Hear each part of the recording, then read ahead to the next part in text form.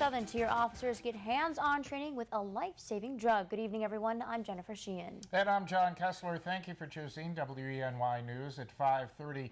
1/3 of heroin seizures by Drug Enforcement Administration throughout the country comes from New York State. The number of overdoses have skyrocketed over the past few years as well. Now the state's taking a practical approach to combating the problem. WENY's Tanja Rekhi has more. Tanja. Jennifer and John, according to the Centers for Disease Control and Prevention, someone dies every 19 minutes from a drug overdose. When prescription drugs aren't available, people often turn to heroin to feed their addiction.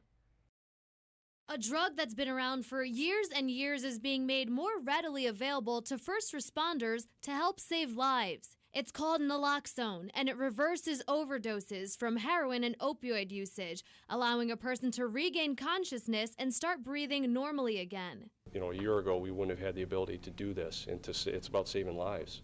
Back in June, New York State Governor Andrew Cuomo signed some bills to combat heroin usage. Now, his laws are being put to use. Officers from throughout the Southern Tier were trained on spotting an overdose, how to assemble and use the kits, and now have the ability to train officers from their agency. To give them the opportunity to save a life and potentially give people another chance and to influence people's lives in a positive way, that's what this is all about.